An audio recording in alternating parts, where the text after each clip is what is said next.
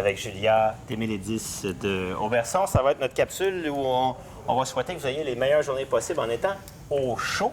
Et on pourrait penser que c'est à travers les meilleurs manteaux qu'on va se mettre au chaud, mais c'est pas nécessairement le cas. En fait, même si on avait le meilleur des manteaux, il faut Ouais. vraiment commencer à la base avec les sous-vêtements. C'est la première étape qu'il faut vraiment penser lorsqu'on recherche un vêtement qui est chaud. C'est vraiment y aller avec quelque chose en laine mérino. D'accord? Mais là, on a quelque chose que tu me dis qui est parmi les produits les plus chauds. Mais par rapport à mon expérience, c'est quand même assez mince et ça ne viendra pas nous embêter dans notre liberté de mouvement. J'aurais pensé que les pantalons ou les sous-vêtements les plus chauds, ça aurait été un polar ou quelque chose de très, très épais. C'est un petit peu un genre de mythe qu'on pense que le plus épais, Ouais. c'est plus chaud. Mais dans une situation comme ça, il faut vraiment aller avec la densité de la laine qui est dans un vêtement.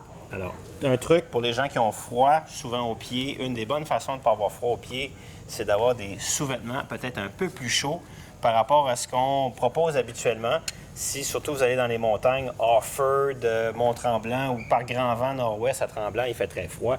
Gênez-vous pas pour prendre peut-être un grade un peu plus chaud de sous-vêtements. Tu as aussi une deuxième couche. Oui, ça, Et- en fait, Oui. c'est une deuxième couche, je vous dirais, qui est vraiment pour créer une couche d'air supplémentaire entre vous et votre manteau. Elle va vraiment aider aussi à créer encore plus de chaleur.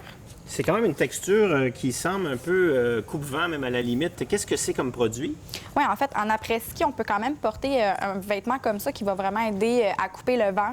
Je vous dirais que c'est pas nécessairement quelque chose qui est imperméable et qu'on peut porter très longtemps, mais excellent pour des petits, je vous dirais, va-et-vient 5 à 7, aucun problème. On fait pas ça, nous, au plaisir de skier. Jamais.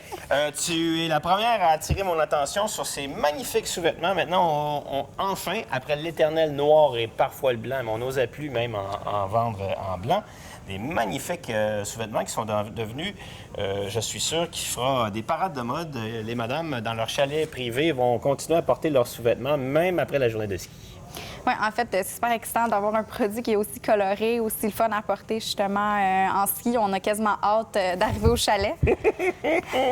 OK. Mais là, dans ce cas-ci, on n'est pas dans un grade... on est dans un dry. On est dans quelle qualité? Dans la section colorée chez Ali Hansen, on est dans quel grade d'épaisseur? Moi, je vous dirais que c'est vraiment pour quelqu'un qui est une femme qui est très active, qui n'a pas tendance à avoir très froid rapidement, mais qui veut quand même quelque chose de technique directement sur la peau pour la garder au sec. D'accord. Et on a aussi l'équivalent pour le haut, toujours là avec de la couleur, dans le mode dry pour qu'on reste bien au sec ou qu'est-ce que... Non? Lui, en fait, ils ont vraiment été pour l'homme dans quelque chose d'un petit peu plus, je vous dirais, coloré, mais quand même dans le très chaud avec de la laine mérino. Ah, d'accord. Donc ça, c'est... On a juste simplement rajouté de la couleur dans un produit pour être un peu plus joyeux quand on enlève le manteau. Ben écoute, Julia, on le dit pas assez. Bon manteau, mais aussi avec une bonne première couche, une bonne deuxième couche, ça assure le bonheur sur la piste de ski, surtout au Québec ou en France le matin très tôt quand on est à l'heure.